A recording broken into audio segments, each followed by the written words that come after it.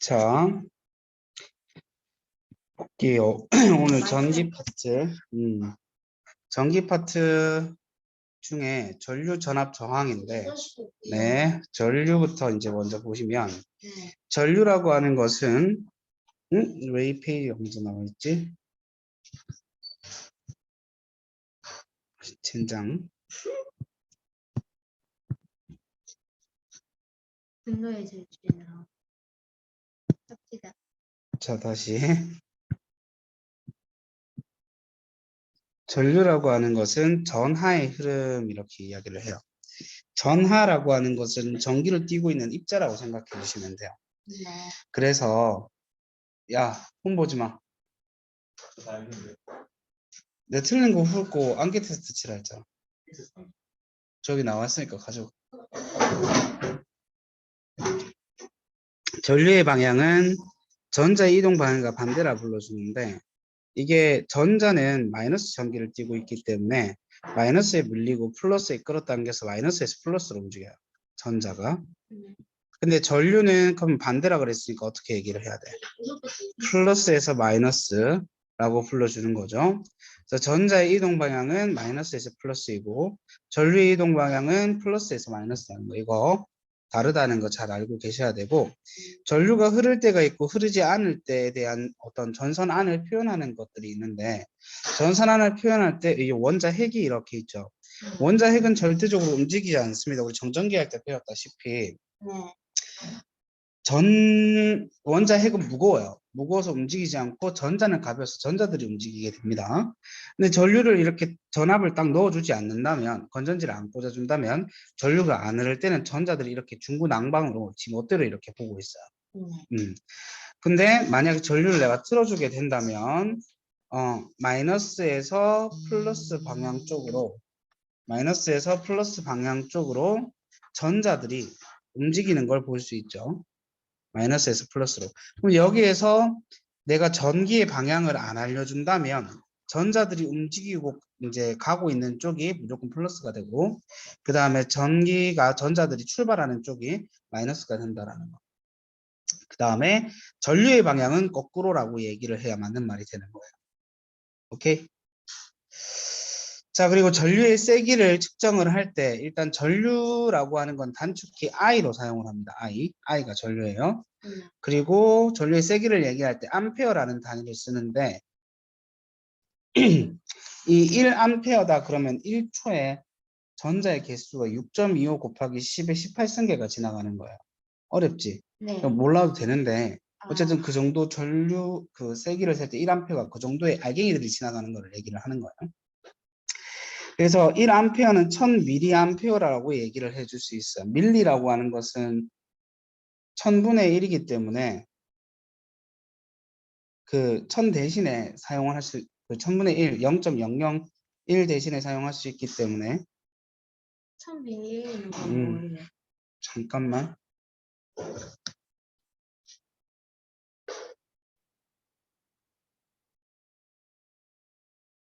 어쨌든 그래서 전류의 세기는 I로 이렇게 표현을 해주고 단위는 암페어를 쓰고, 이제 1암페어는 1000mA가 돼요. 1m가 1000mm가 되는 것처럼. 네. 네. 네. 그 다음에 전압은 V로 나타낼 수 있고 단위는 볼트로 사용을 합니다. 이것은 우리가 뜻이 뭐냐면은 전류를 흐를 수 있게 해주는 능력을 얘기해요. 그래서 이렇게 물의 흐름이랑 전류의 흐름을 많이 비교를 해주는데, 이제 물의 흐름은 자체가 물이 흐르는 게 전류다 이렇게 얘기를 할 때, 우리가 이게 물 흐르는 걸 이용해서 물레방아 같은 걸 만들잖아. 그럼 물레방아는 물의 흐름을 이용하는 물건이지. 그래서 우리가 이 전류의 흐름을 이용하는 물건 여러 가지 것들이 있는데 여기에서는 전구로 표현을 해줄 수 있죠. 원래는 저항이라고 얘기를 해도 맞는 말이에요. 자, 그리고 물의 높이 차이 때문에 물이 위에서 아래로 흐르는 거지. 이건 물을 흐를 수 있게 해준 능력이죠. 그래서 전류를 흐를 수 있게 해준 능력을 전압이라고 불러줍니다. 그 다음 펌프를 연결을 해야 전류가 흐르지, 그 물이 흐르지. 펌프를 이제 연결을 해야, 여기도 똑같이 건전지가 있어야 전류가 흐른다 이렇게 얘기를 해줄 수 있고 수도관은 전선의 역할을 하고 있는 거야. 도선이라고 표현되는데 이게 전선이야. 밸브가 스위치가 됩니다. 밸브가 스위치. 밸브를 열어야 물이 흐르듯이 여기 스위치를 닫아줘야지 전류가 흐르게 됩니다. 네. 그 다음에 전류를 측정하는 장치를 전류계, 전압을 측정하는 장치를 전압계라 불러줍니다. 전류계는 전류의 세기를 역시나 측정하는 장치고 이게 무조건 직렬로 연결을 해라 라고 얘기를 하고 전압은 병렬로 연결을 해라 이렇게 얘기를 하는데 직렬 병렬이 어떤 거냐면 전류가 지나가는 길을 하나로만 연결되어 있게 되는 게 직렬이라면 전류가 지나가는 길이 여러 개로 연결될 수 있는 게 병렬이에요. 그래서 보시면 전류가 지나가는 길이 딱 한 개밖에 없죠. 이렇게. 근데 얘는 전류가 지나가는 길이 여기에서부터 1로도 갈 수 있고 1로도 갈 수 있잖아. 그지? 네. 그래서 이걸 조금 모식도로 나타낸다면 건전지라고 치고 전구라고 치고 이렇게 놔둔다면 만약에 직렬로 연결하는 전류계는 항상 이 전선 위에 얹어놔야 돼요. 전선 안에 들어오게끔 그려줘야 돼요. A가 전류계. 그 다음에 전압계는 전선을 따로 빼서 연결을 이렇게 해줘야 돼요. 이런 식으로. 전류가 지나가는 길이 두 개가 될 수 있게끔. 네. 이렇게 연결해 주신다는 거. 그리고 얘네들 똑같이 플러스 극은 플러스 단자에 연결을 해주시고 마이너스 단자는 또 마이너스 극에 연결을 해주시고 여기 보면 빨간색이 플러스 단자고 나머지 세 개가 마이너스 단자예요. 얘도 빨간색이 플러스 단자고 마이너스 단자는 세 개가 있어요. 단자가 뭐죠? 연결하는 부분을 단자라고 불러줘요. 자, 이렇게 세 개가 나눠져 있는데 5A짜리, 500mA짜리, 50mA짜리 이렇게 있거든. 그러니까 뭐 5A랑 500mA랑 50mA랑 누가 제일 세게? 500 아니 500A 5A 5A. 1000mA가 1A라고 그랬으니까 사실 5A면 5000mA. 그래서 얘가 제일 세고 그 다음에 얘 이런 순서로 가게 되는 거예요. 네. 네. 그건 괜찮아. 그래서 항상 제일 처음에 저항을 연결해서 이게 얼마의 전류가 흐르는지를 측정을 해야 될 때는 제일 처음에 이 전류 값이 모를 때는 큰 거부터 먼저 연결을 해요. 큰 거 연결하고 이제 눈금이 너무 안 움직이잖아. 네. 여기 있는 바늘이 너무 안 움직이잖아. 네. 그러면 그 밑에 있는 거 순서로 이제 연결해 나가는 거예요. 근데 만약에 이게 오른쪽으로 이렇게 눈금이 움직여야 되는데 네. 만약에 눈금이 왼쪽으로 움직여 버렸다 이렇게 네. 이런 식으로 고장난 거. 아니요 플러스 마이너스를 잘못 꽂은 거예요. 그럼 반대로 다시 꽂아 주셔야 돼요. 자 전압계도 똑같은 원리예요. 항상 뭐부터 연결을 해줘야 되냐면은 큰 거부터 연결을 해줘야 됩니다.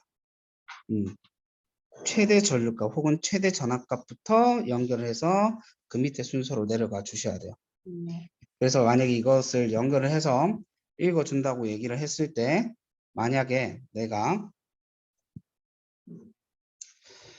바늘이 여기를 가르치고 있어. 조금 더 확대시킬까? 바늘이 이제 여기를 가르치고 있어.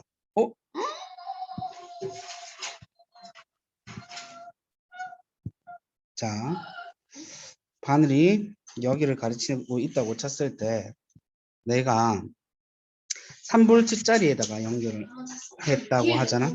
두 번이요.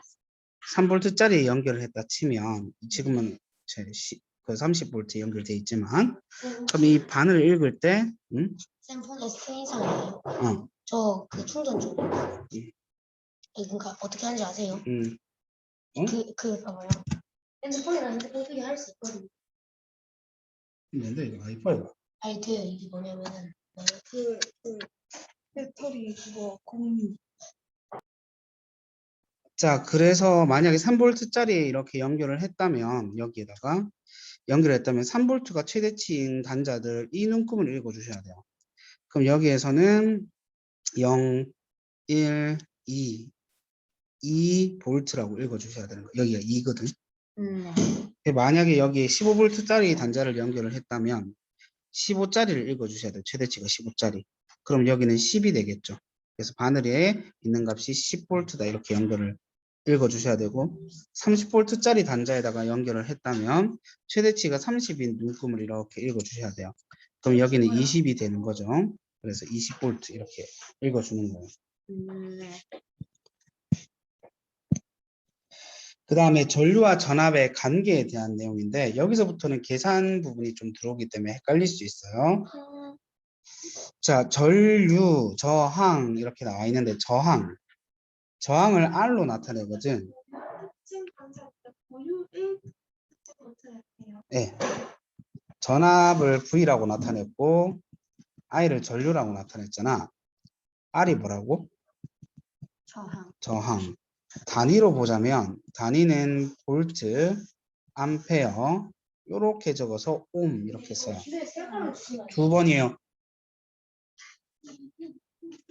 그래서 얘를 기준으로 이야기를 하면 전류를 기준으로 얘기를 하면 전압이라고 하는 것은 전류를 흐를 수 있게 해주는 능력을 얘기했단 말이야.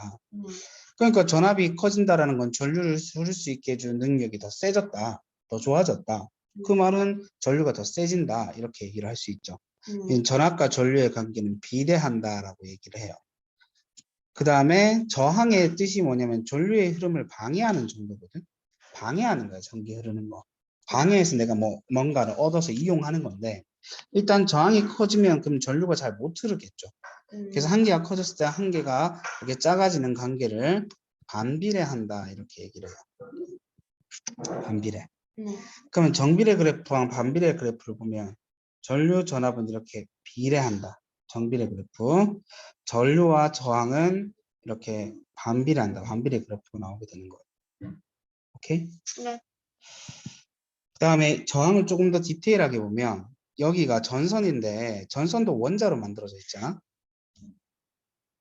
원자로 이렇게 되어 있는데 전선이 세 가지 전선이 있다고 할게요. 그럼 전자가 지나가는 게 뭐냐면 전류가 흐르는 거야. 그 다음에 문제 풀어주세요. 문제 풀고 있었으면 보고 얘기할게. 자, 플러스 이렇게 있어요. 얘도 이렇게 있어요. 원자로 구성되어 있다 보니까 원자핵이 이렇게 있겠죠. 그러면 전자가 여기를 뚫고 지나가야 된다고 했을 때 누가 저항값이 제일 클까요? 누가 전자가 지나가기가 제일 힘들까? C. 마지막 거. A, B, C 중에 C. 아니야. B가 제일 힘들어. 왜요? 길어서요? C 같은 경우에는 어떠냐면은 단면적이 넓기 때문에 외를 지나가기가 더 쉬워져요. 도로가 넓어서 차가 지나가기 쉽단 말이야. 이럴 수가. 그래서 지나가기가 힘든 건 B가 1등이고 그 다음에 얘가 2등이고 얘가 3등이 돼야 되겠죠. 그러면. 그래서 무슨 말을 하는 거냐면 길이가 길어지게 되면 저항이 커지는 거예요. 방해를 많이 하는 거예요. 전류가 잘 못 흐르겠죠. 그 다음에 면적이 커지면 단면적이 커지면 저항이 작아져요. 네. 저항이 작으면은 전류가 잘 흐르겠죠. 네. 그러면 얘는 저항이 크니까 전류가 잘 못 흐르고 얘는 저항이 작으니까 전류가 잘 흐른다 이렇게 얘기를 해줄 수가 있겠죠. 네. 그 다음에 아까 전에 얘기했듯이 전류를 기준으로 얘기했을 때는 어떻게 된다고? 저항이랑은 반비례하고 전압이랑은 비례한다. 반비례하는 건 이렇게 분모에다가 적어주고 이제 분자에다 적어주는 건 비례하는 걸 적어줘. 그래서 I는 R분의 V, 저항분의 전압값으로 구해줄 수가 있어요. 네. 그러면 V에 대한 공식으로 치면 V는 I 곱하기 R이 되거든. R은 I분의 V가 되고요. 그러면 이것을 뭐라 불러주냐면은 옴의 법칙이라 불러주는데 요렇게 오메? 옴의 법칙 이렇게 공식으로 정리가 되어 있죠. 예를 들어 볼게요. 자, 200mA에 전류가 흐르고 있어요. 그 다음에 10V의 전압을 주었다면 저항값은 얼마가 되어야 될까라는 문제가 나왔어요. 그럼 V는 10V, I 전류는 200mA. 그러면은 R을 구하는 거니까 B R은 뭐분의 뭐? 그 B분의 아니 그거 아니에요? I분의 V. 2분의 0.5 2분의 1 자, 전류분의 전압인데 전류가 200mA라고 나와 있잖아. 네. 그럼 무조건 암페어로 고쳐야 돼. 아 그러면 0.2A라고 적어줘야 되겠죠. 1A가 1000mA였으니까. 5 분에 어떻게 된다? 10V 공 땡기면 여기 공 한 개 생기고 약분하면 50옴 이렇게 이제 구할 수 있는 거예요. 틀렸어. 이런 식으로 공식을 써서 값을 구해줄 수 있어요. 오케이? 값을 구해주기 위해 굉장히 쉽은데요. 자, 그 다음에 그래프에 대한 해석 문제를 조금 살펴볼 텐데,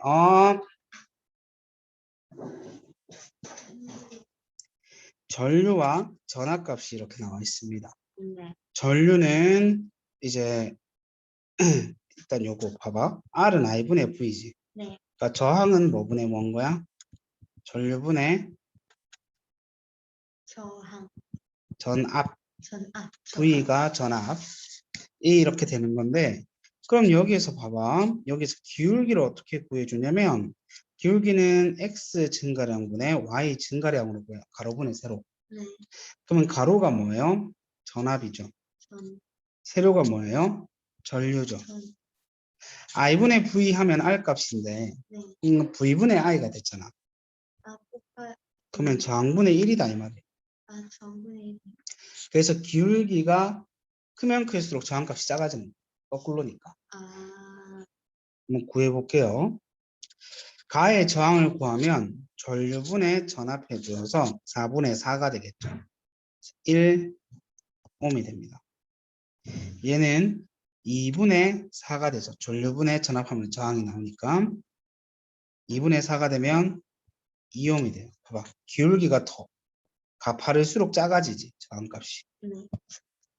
그래서 여기에서는 저항분의 1이 무엇을 의미한다? 기울기를 의미한다. 기울기.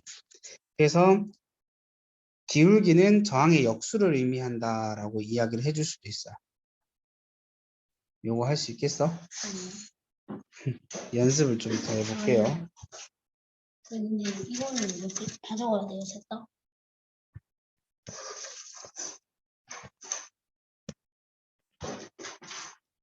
자,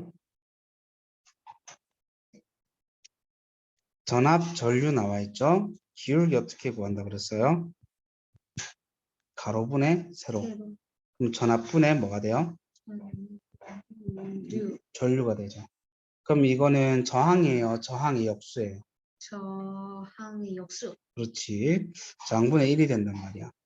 그러면 이걸 안 봐도 가나다 중에 저항값이 제일 큰 건 누굴까? 아니에요? 저항값이 제일 큰 건 아니야. 기울기가 가파르면 기울기가 큰 거예요. 네. 그냥 기울기가 제일 큰 건 얘죠. 네. 근데 기울기의 역수, 그러니까 저항분의 1, 저항의 역수가 기울기가 되기 때문에 여기에서 저항이 제일 큰 건 누구라고 얘기를 해야 돼? 다. 다가 제일 저항이 크고 그 다음에 나, 그 다음에 가라고 얘기를 해야 맞는 말. 네. 오케이?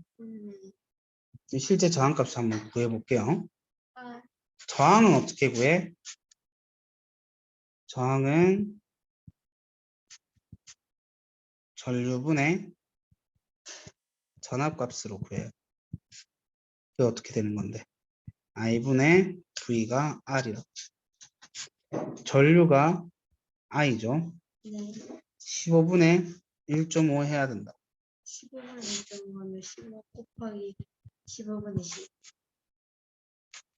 그러면은 그러면은 0.1 되겠죠. 얘는 0.1 암페어. 나는 10분의 1.5가 돼. 그러면 10분의 15 0.15가 되겠죠. 0.2. 아, 그 다음에 반은 5분의 1.5가 되겠죠. 그럼 어떻게 될까? 1.5. 0.3이 되는 거예요. 아, 그래서 기울기가 낮을수록 저항값이 크다라는 거예요. 오케이? 오케이. 자, 이렇게 그 기울기의 역수를 구해 주시면 예분의 예 해서 저항값을 구해 줄 수가 있어요. 예. 근데 만약에 이게 전류하고 전압이 거꾸로 있다면 얘처럼 이거는 세로가 전압이고 가로가 전류잖아. 네. 이렇게 있으면 기울기 자체가 저항을 이루어요. 왜냐면 가로분의 세로가 기울기인데 전류분의 전압하면은 되잖아. 그게 저항이 되잖아. 그래서 여기에서는 A가 저항이 더 크고 여기에서는 저항이 이런 식이 됩니다. 왠지 문제는